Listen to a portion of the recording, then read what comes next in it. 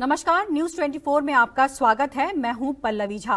लोकसभा में बीजेपी सांसद रमेश विधूड़ी की नफरती जुबान से मचा घमासान अभी थमा भी नहीं था कि हरियाणा कांग्रेस अध्यक्ष उदय भान के विवादित बयान ने सियासत में नया तूफान खड़ा कर दिया है।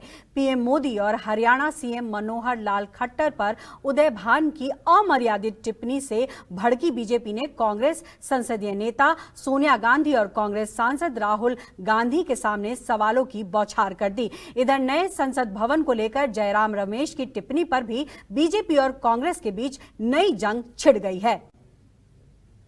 ऊपर राज कर रहा, नीचे राज कर रहा।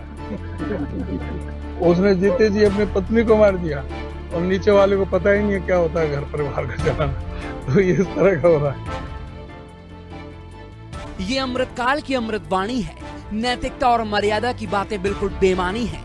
सियासत ने जैसे अब शब्दों का ओलंपिक कराने की ठानी है, गालियां बककर गोल्ड मेडल हथियार लेने की ठानी है। शुक्रवार को सत्ता पक्ष के सांसद ने अपने विपक्षी साथी के लिए जिन अलंकारों का इस्तेमाल किया, शनिवार को कुछ ऐसे ही अल्फाज हरियाणा कांग्रेस अध्यक्ष की जुबान से भी बाहर आ गए। फर्क सिर्फ इतना था कि बीजेपी सांसद रमेश विधूड़ी ने लोकसभा के भीतर सड़क छाप जुबान का जौहर दिखाया था, लेकिन कांग्रेस विधायक और हरियाणा कांग्रेस के कप्तान उदय भान की सड़क छाप भाषा सड़क पर ही सड़ांध मारने लगी। मुमकिन है अगर हरियाणा में भी विधानसभा का कोई विशेष सत्र होता तो माननीय अपनी करामात वहीं दिखाते। तो सिलसिले को आगे बढ़ाएं इससे पहले एक बार फिर से सुनिए कि शुक्रवार को लोकसभा में बीजेपी सांसद रमेश विधूड़ी ने बीएसपी सांसद को कितने प्यार से पुकारा था और अब हरियाणा कांग्रेस के अध्यक्ष उदय भान ने पीएम मोदी और हरियाणा के सीएम मनोहर लाल खट्टर के लिए कैसी घटिया बातें कही हैं। उग्रवादी सिरे ले रहे हैं। उग्रवादी बोलने नहीं दूंगा कभी खड़ा होगा, ये बता रहा हूँ। उग्रवादी सर, ये जो सिरे अगर जाता है तो देश के प्रधानमंत्री को जाता है। जी प्लीज सिट डाउन। आतंकवादी है, उग्रवादी है। ऊपर राज कर रहा, नीचे राज कर रहा है।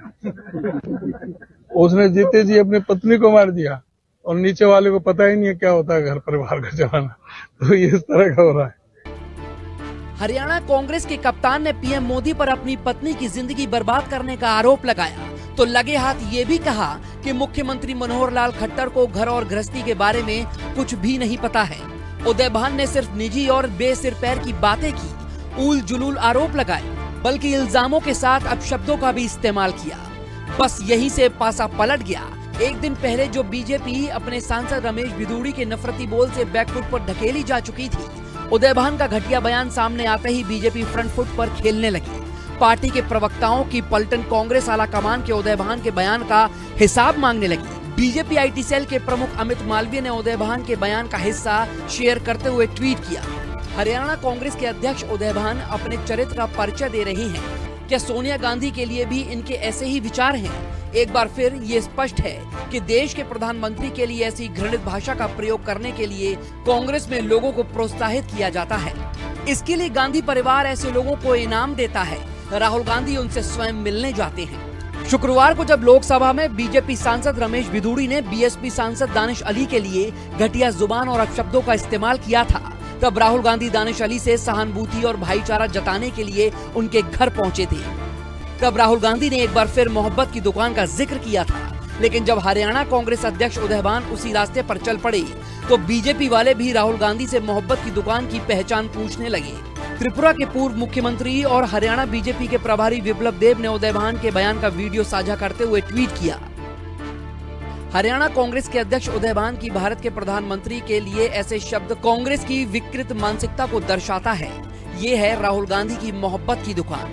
विपक्ष के किसी नेता ने इसकी निंदा नहीं की। कांग्रेस ने इनसे माफी मांगने को कहा।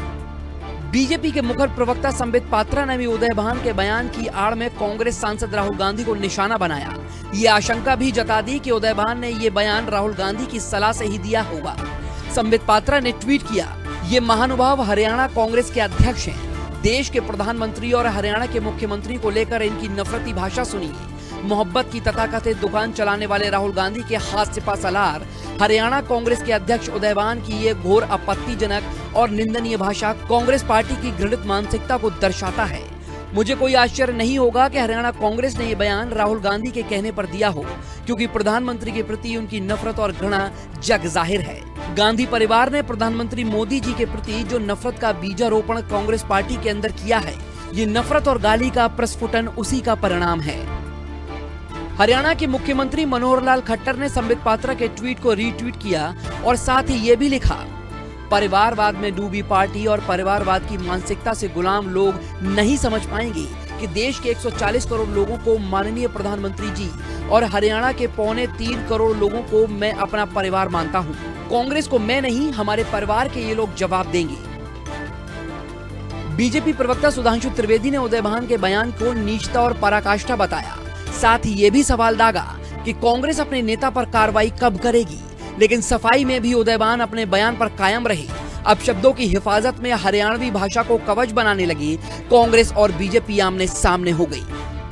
माननीय प्रधानमंत्री जी के लिए जिस प्रकार की घटिया, अभद्र, अशोभनीय भाषा का प्रयोग किया गया है, मेरे विचार से वो भारत की राजनीति में निम्नता की पराकाष्ठा है, निचलेपन की हद है, जो आज इस तरह का वक्तव्य आया है। मैं पूछना चाहता हूं, ये तो कांग्रेस के अध्यक्ष हरियाणा के आता है, ये कांग्रेस का आधिकारिक बयान है, क्योंकि पार्टी के अध्यक्ष का बयान आधिकारिक बयान होता है। कांग्रेस क्या कार्रवाई कर रही है? इसमें ये बताएं कि इसमें क्या तो गाली है, क्या इसमें गलत बयानी है। जो सच्चाई थी वो मैंने कोई रख दी थी, तो उसमें ये तिल का ताड़ बना दिया उसका। ये तो हमारे हरियाणा में आम भाषा है, जो अपनी पत्नी को छोड़ देता है इस तरह से उसे रंडवाई बोलते हैं, और जो जिसकी शादी नहीं होती, जो कुंवारा होता है, उसको पंडवा बोल देते हैं। अगर मुझे लगता है कि तेरे से ये गलती हुई है तो मैं उसकी माफी मांग लेता, लेकिन इसमें किस बात के लिए मैं माफी मांगू? कांग्रेस अध्यक्ष उदयभान जी का बहुत ही दुर्भाग्यपूर्ण बयान आया है। उन्होंने मर्यादा की सारी सीमाएं लांघ दी हैं। वो मर्यादाहीन तो है ही, बिल्कुल अशालीन है। देश के सर्वोच्च नेता को ऐसे हल्के शब्दों के साथ उच्चारित करना, प्रदेश के मुख्यमंत्री को इस प्रकार के शब्दों के साथ उच्चारित करना, मैं कहूंगा कि बहुत ही दुर्भाग्यपूर्ण है। ये दुर्भाग्यपूर्ण है, कांग्रेस का फ्रस्ट्रेशन है। अगर प्रधानमंत्री को कोई गाली दे, सीधे गाली, वहां के मुख्यमंत्री को गाली दे, तो मैं समझता हूं इसलिए गाली दे रहे हैं कि वहां जो हरियाणा में नूह में घटना घटी, उस पर कार्रवाई की जा रही है। शुक्रवार को जब बीजेपी सांसद रमेश बिधूड़ी ने सदन में बहुजन समाज पार्टी के सांसद दानिश अली के लिए अमर्यादित शब्दों की झड़ी लगाई थी, तब सदन में मौजूद रक्षा मंत्री राजनाथ सिंह ने इसको लेकर खेद जताया था। पार्टी ने रमेश बिधूड़ी को कारण बताओ नोटिस भी जारी किया था। अब बीजेपी पूछ रही है कि आखिर कांग्रेस उदयभान के बयान पर खामोश क्यों है, उदयभान पर एक्शन क्यों नहीं लिया जा रहा।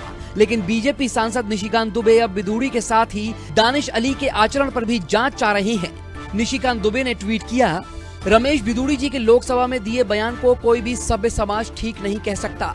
इसकी जितनी निंदा की जाए कम है, लेकिन लोकसभा स्पीकर जी को भी सांसद दानिश अली के भी अमर्यादित शब्दों और आचरण की जांच करनी चाहिए। लोकसभा के नियम प्रक्रिया के तहत किसी सांसद के निर्धारित समय के बीच टोकना, बैठे बैठे बोलना, रनिंग कमेंट्री करना भी सजा के दायरे में आता है। मैं पिछले 15 साल से सांसद हूँ। लोकसभा के खुलने से लेकर बंद होने तक सबसे ज्यादा समय तक मैं सदन में रहता हूँ। ऐसा दिन देखने को मिलेगा कभी सोचा नहीं था। अब शब्दों की कथी सियासी ओलंपिक से इतर कांग्रेस और बीजेपी के बीच नई संसद पर पुरानी जंग भी ताजा हो गई। कांग्रेस महासचिव जयराम रमेश ने ट्वीट कर लंबा पोस्ट लिखकर नए संसद भवन की आलोचना कर दी। ये भी कह दिया कि संसद भवन को मोदी मल्टीप्लेक्स या मोदी मैरियट कहा जाना चाहिए। जयराम रमेश ने लिखा, 4 दिनों के बाद मैंने देखा कि दोनों सदनों के अंदर और लॉबी दोनों जगह बातचीत में खत्म हो गई है। अगर वास्तुकला लोकतंत्र को मार सकती है तो प्रधानमंत्री संविधान को फिर से बिना लिखे ही सफल हो चुके हैं। एक दूसरे को देखने के लिए दूरबीन की जरूरत पड़ती है, क्योंकि हॉल बिल्कुल आरामदायक और कॉम्पैक्ट नहीं है। पुराने संसद भवन का एक खास माहौल था जहां बातचीत करना आसान होता था। सदन सेंट्रल हॉल और गलियारों के बीच चलना आसान था। जिसके चलते संसद भवन को चलाना आसान होता था, लेकिन नए संसद भवन में ये नहीं है। दोनों सदनों के बीच जल्दी में कोऑर्डिनेट करना भी मुश्किल हो गया है। जयराम रमेश यही नहीं रुके, उन्होंने आगे लिखा, पुरानी इमारत में अगर आप गुम हो जाते थे तो आपको अपना रास्ता फिर से मिल जाता था, क्योंकि वहाँ बिल्डिंग गोलाकार थी। नई इमारत में अगर रास्ता भूल जाते हैं तो आप भूल भुलैया में खो जाते हैं। पुरानी इमारत आपको खुलेपन का एहसास देती है, जबकि नई इमारत में घुटन महसूस होती है। संसद में आराम से घूमने का जो आनंद था, अब वो गायब हो गया है। पुरानी बिल्डिंग में जाने के लिए मैं उत्सुक रहता था, लेकिन नई संसद में जाना पीड़ादायक है। मुझे यकीन है पार्टी लाइन से अलग मेरे कई साथी ऐसा महसूस करते हैं। मैंने सचिवालय के कर्मचारियों से भी ये सुना कि नए भवन के डिजाइन में उनके काम को ध्यान में नहीं रखा गया। ऐसा तब होता है जब बिल्डिंग का इस्तेमाल करने वाले लोगों के साथ कोई बातचीत नहीं की जाती। शायद 2024 में सत्ता परिवर्तन के बाद नए संसद भवन का बेहतर इस्तेमाल हो सकेगा। जयराम रमेश के इस पोस्ट पर बीजेपी के राष्ट्रीय अध्यक्ष जेपी नड्डा ने नाराजगी का इजहार किया। नड्डा ने लिखा, ये जयराम रमेश की एक दयनीय मानसिकता है जो 140 करोड़ भारतीयों की आकांक्षाओं का अपमान करने के अलावा कुछ नहीं है।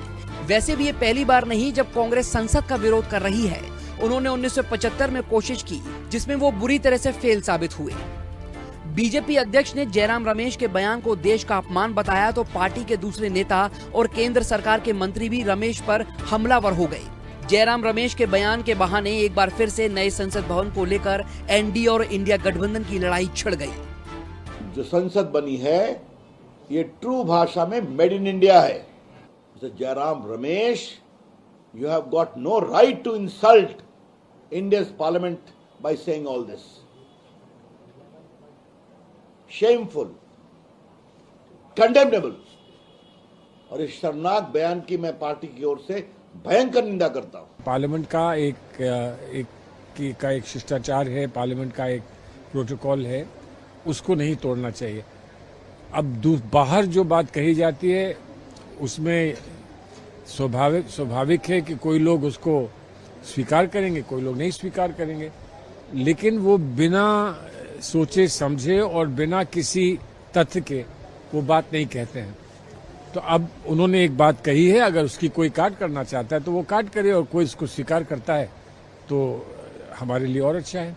जयराम रमेश जी की इस बयान उनकी हताशा का, उनकी कुंठित मानसिकता का और छोटे मानसिकता का प्रतिफलन कर रहा है।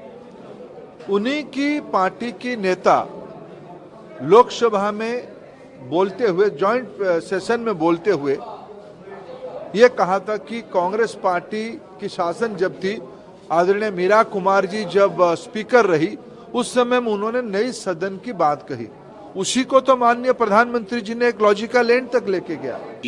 उनके ट्वीट को मैंने भी पढ़ा, उसमें कई पहलू हैं जिस पर चर्चा की आवश्यकता है, लेकिन इस तरह की इस बिल्डिंग से उस बिल्डिंग में चले जाएंगे तो ये उसी तरह की बात होती है जैसे मोदी जी करते हैं कि अचानक से ये कर दो, अचानक से वो। बड़ी गहन चर्चा से होगा कि इसका बेहतर इस्तेमाल किया। लेकिन एक चीज जो मैं बता रहा हूं, जो ग्रेस और मैजेस्टी उस बिल्डिंग में थी। दूसरा एक बहुत अच्छा पहलू है, हम जब सदन में बैठते थे ना तो पक्ष का आदमी विपक्ष के पास बड़ी आसानी से जाकर के एक संवाद रहता था। वक्त हो चला है एक छोटे से ब्रेक का। देखते रहिए न्यूज़ 24।